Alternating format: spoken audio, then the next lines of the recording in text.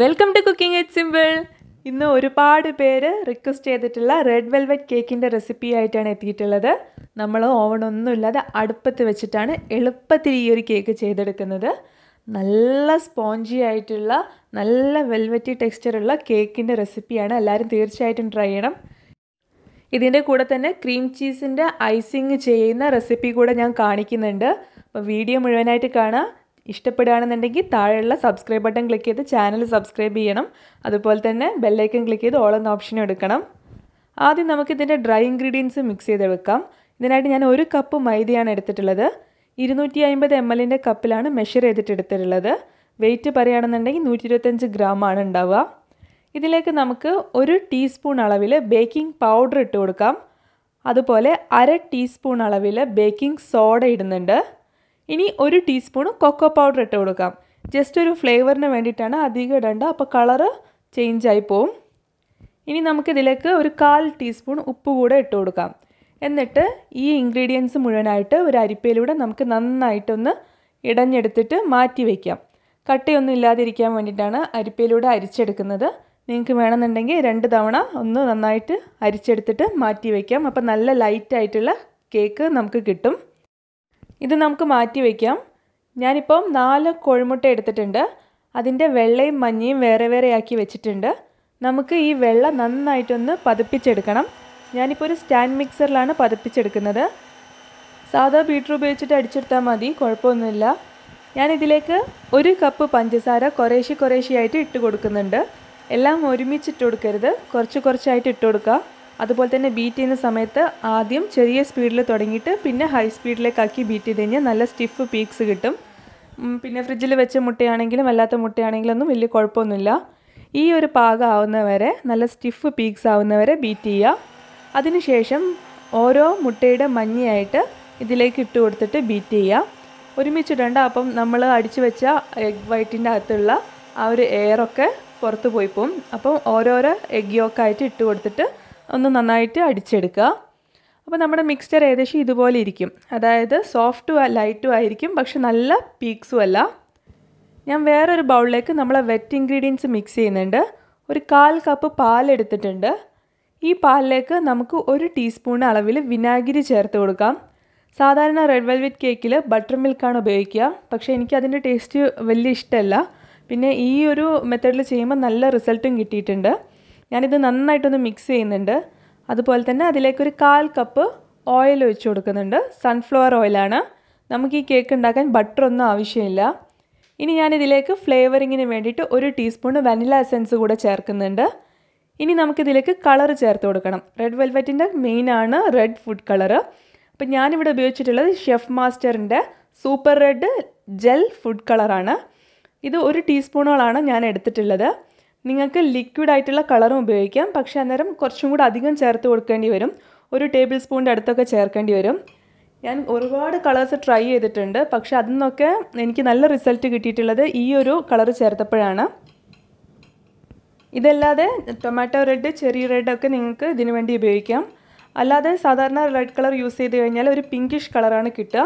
അപ്പോൾ ഏറ്റവും best gel food colour ഉപയോഗിക്കാം. ഇത് നന്നായിട്ടൊന്ന് മിക്സ് ചെയ്തിട്ട് മാറ്റി വയ്ക്കാം. ഈ ഒരു സമയത്ത് ഞാൻ ബേക്ക് ചെയ്യാനുള്ള പാത്രം ഒന്ന് റെഡിയാക്കുന്നുണ്ട്. ഞാനിപ്പം 7/4 ഇഞ്ചിൻ്റെ ഒരു അലൂമിനിയം ചെമ്പാണ് എടുത്തിട്ടുള്ളത്. 7 ഇഞ്ച് വട്ടവും 4 ഇഞ്ച് ഹൈറ്റും ആണുള്ളത്. നിങ്ങൾക്ക് വേണമെന്നുണ്ടെങ്കിൽ നിങ്ങളുടെ കയ്യിൽ ബേക്കിംഗ് ടിന്നുകളുണ്ടെങ്കിൽ അത് ഉപയോഗിക്കാം. ഇതിനകത്ത് നമുക്ക് നന്നായിട്ടൊന്ന് ഓയിൽ ബ്രഷ് ചെയ്ത് കൊടുക്കാം.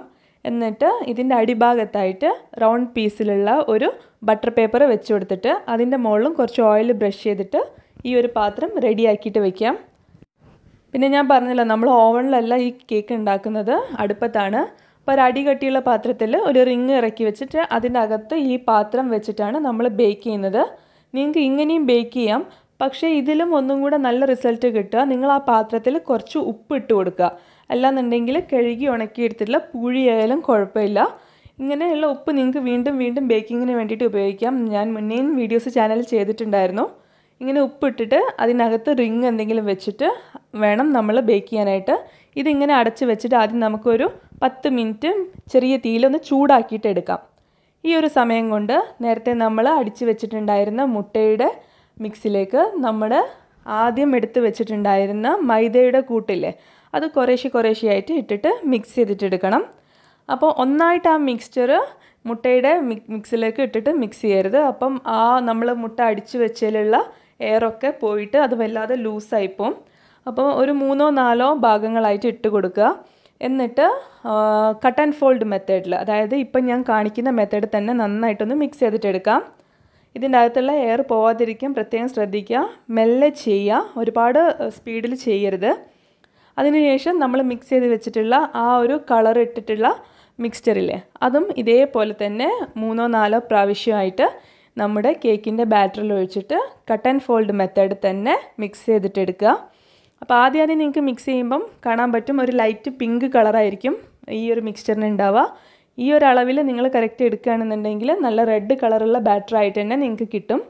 അപ്പം വളരെ ശ്രദ്ധിച്ച് കെയർഫുള്ളായിട്ട് മിക്സ് ചെയ്യുക. ഇങ്ങനെ മിക്സ് ചെയ്ത ബാറ്ററാണിത്. ഇപ്പം നല്ല റെഡ് കളറായിട്ട് തന്നെയാണ് ഉള്ളത്. ബേക്ക് ചെയ്ത് വരുമ്പോൾ കറക്റ്റ് നമ്മൾ റെഡ് വെൽവെറ്റിൻ്റെ കളർ തന്നെ കിട്ടും. ഇത് നമുക്ക് നമ്മൾ റെഡിയാക്കി വെച്ചിട്ടുള്ള ബേക്കിംഗ് ട്രേയിലേക്ക് ഒഴിച്ചു കൊടുക്കാം. അപ്പം ബേക്കിംഗ് ട്രേ ഒക്കെ ആദ്യം തന്നെ റെഡിയാക്കിയിട്ട് വെക്കാം. കാരണം നമ്മൾ റെഡിയാക്കി വെച്ച മിക്സ്ചർ ഒരുപാട് നേരം റെസ്റ്റ് ചെയ്യാൻ വെക്കേണ്ട ആവശ്യമില്ല. അപ്പം നമ്മൾ ആ അടിച്ചതിൻ്റെ ഉള്ള ആ ലൈറ്റ്നെസ് ഒക്കെ പോവും. അപ്പം ആദ്യം തന്നെ റെഡിയാക്കിയിട്ട് വെക്കാം. ഇനി നമുക്ക് ഇത് നന്നായിട്ട് ടാപ്പ് ചെയ്ത് എക്സ്ട്രാ ഉള്ള എയർ ബബിൾസൊക്കെ ഒന്ന് പുറത്ത് കളയാം. എന്നിട്ട് നമ്മൾ ചൂടാക്കാൻ വെച്ചിട്ടുള്ള പാത്രത്തിൻ്റെ അകത്ത് ഈ ഒരു ട്രേ നമുക്ക് ഇറക്കി വെക്കാം. ഇപ്പം നമ്മുടെ പാത്രമൊക്കെ നന്നായിട്ട് ചൂടായി വന്നിട്ടുണ്ട്. ഉപ്പിടുന്നത് എന്തിനാണെന്ന് വെച്ച് കഴിഞ്ഞാൽ ഈവൺ ആയിട്ടുള്ള ചൂട് നമുക്ക് കിട്ടാൻ വേണ്ടിയിട്ടാണ്. അടി കട്ടിയുള്ള ഏതെങ്കിലും ഒരു പാത്രം എടുത്താൽ മതി. നോൺ സ്റ്റിക്ക് പാത്രം എടുക്കണം എന്നൊന്നും ഒരു നിർബന്ധമില്ല. എൻ്റെ കയ്യിൽ അതായതുകൊണ്ട് ഞാൻ എടുത്തതേ ഉള്ളൂ. ഇനി നമുക്കിത് അടച്ച് വെച്ചിട്ട് ഒരു 50 മുതൽ 55 മിനിറ്റ് വരെ ലോ ഫ്ലെയിമിൽ വേവിച്ചെടുക്കണം. ഒരുപാട് ചൂടൊന്നും വേണ്ട, ചെറിയ ചൂടിൽ മതി. പിന്നെ എന്തെങ്കിലും ഹോളൊക്കെ ഉണ്ടെങ്കിൽ നന്നായിട്ട് അടച്ച് വെക്കാം. ഞാനിപ്പോൾ ടിഷ്യൂ വെച്ചിട്ടാണ് അടച്ചിട്ടുണ്ടായിരുന്നത്. അതുപോലെ ഞാനൊരു വെയിറ്റും വെച്ചിട്ടുണ്ടായിരുന്നു ചൂടൊന്ന് പുറത്ത് പോകാതിരിക്കാൻ. ഇപ്പം കറക്റ്റ് പറയുകയാണെങ്കിൽ 55 മിനിറ്റ് ആയിട്ടുണ്ട്. ഇതാ കേക്ക് തുറന്ന് നോക്കിയ സമയത്ത് നന്നായി ബേക്കായി വന്നിട്ടുണ്ട്. മുകളിലൊക്കെ നല്ല ഡ്രൈ ആയിട്ട് തന്നെ വന്നിട്ടുണ്ട്. ഒരു ടൂത്ത് പിക്ക് എടുത്ത് കുത്തി നോക്കിക്കഴിഞ്ഞാൽ ക്ലീൻ ആയിട്ട് വരുന്നുണ്ടെന്നുണ്ടെങ്കിൽ കേക്ക് ബേക്കായി എന്നാണ്. നമുക്ക് ഇനി ഈ കേക്ക് പുറത്തെടുക്കാം.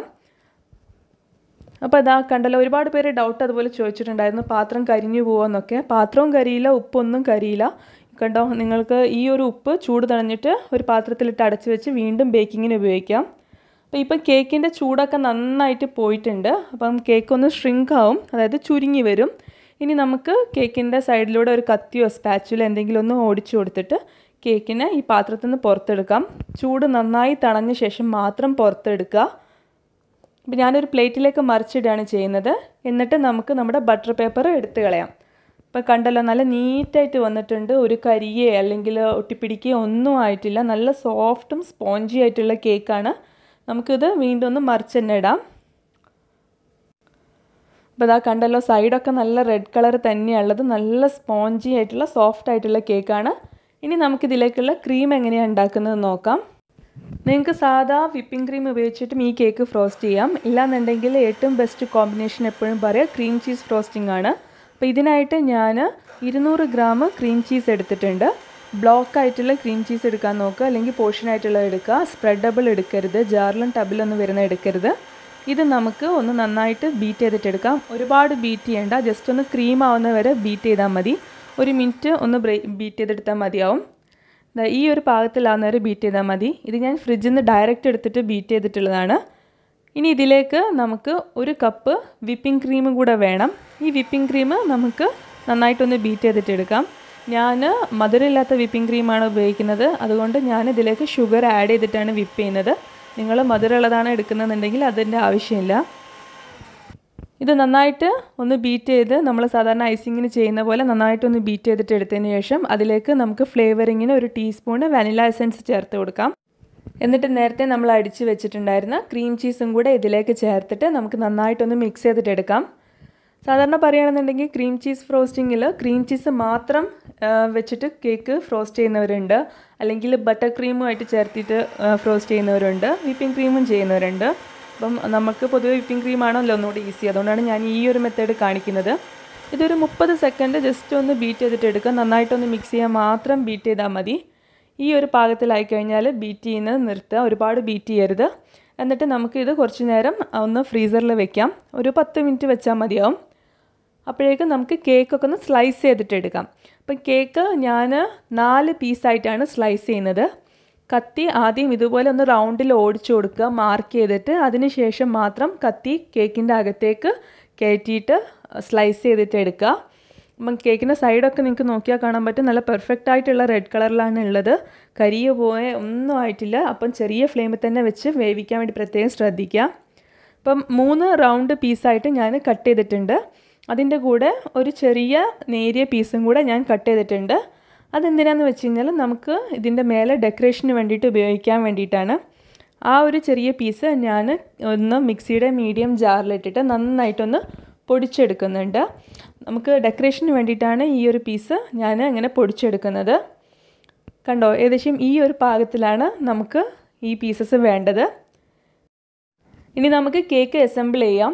കേക്ക് ഒന്ന് സോക്ക് ചെയ്യാൻ വേണ്ടിയിട്ട് ഞാൻ കുറച്ച് പഞ്ചസാരയും വെള്ളവും കൂടെ ഒന്ന് അടുപ്പത്ത് വെച്ചിട്ട് മെൽറ്റ് ചെയ്തിട്ടുണ്ടായിരുന്നു. അതിൻ്റെ ചൂട് പോയതിന് ശേഷം മാത്രം ഉപയോഗിക്കുക.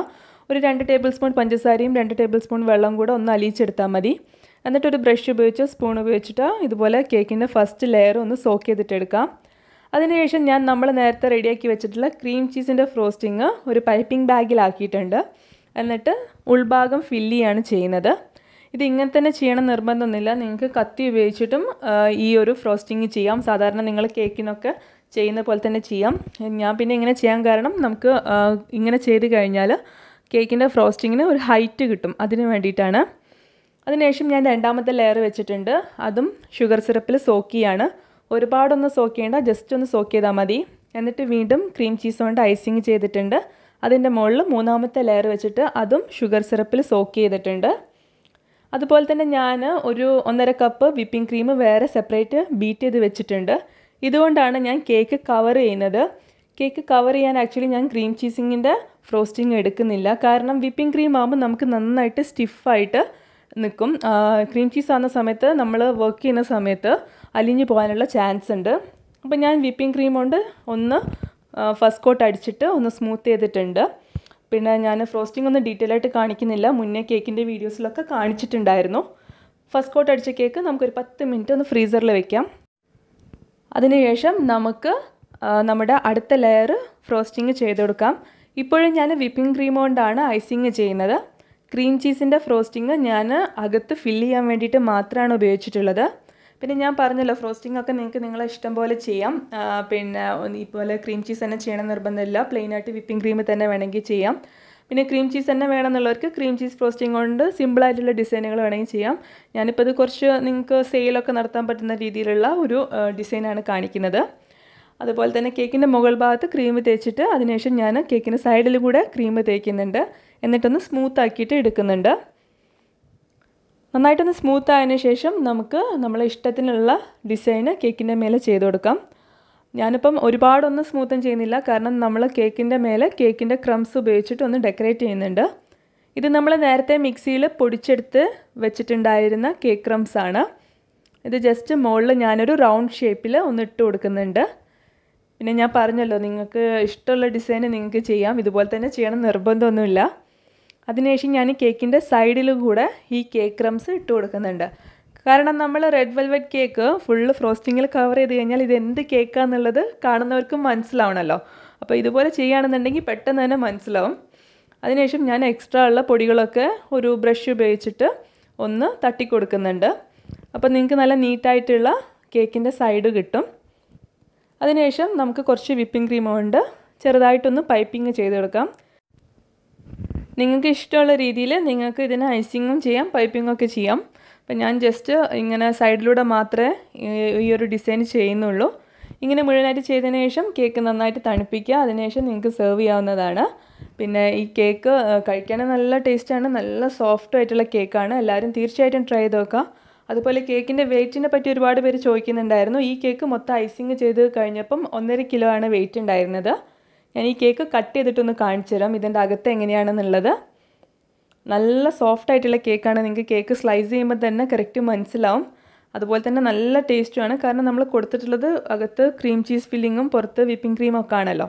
അപ്പോൾ കണ്ടല്ലോ, നല്ല ടേസ്റ്റുള്ള കേക്കാണ്. എല്ലാവരും തീർച്ചയായിട്ടും ട്രൈ ചെയ്ത് നോക്കുക, ഫീഡ്ബാക്ക് അറിയിക്കുക. പിന്നെ ഇൻഗ്രീഡിയൻസും ടിപ്സൊക്കെ താഴെ ഡിസ്ക്രിപ്ഷൻ ബോക്സിൽ കൊടുക്കുന്നുണ്ട്. വീഡിയോ ഇഷ്ടപ്പെട്ട് കഴിഞ്ഞാൽ ചാനൽ സബ്സ്ക്രൈബ് ചെയ്യുന്ന കാര്യം ആരും മറക്കരുത്. നമുക്ക് ഇൻഷാല്ലാ പുതിയൊരു വീഡിയോ ആയിട്ട് കാണാം. അതുവരെ എല്ലാവരും സേഫ് ആയിട്ടിരിക്കുക. Thank you for watching.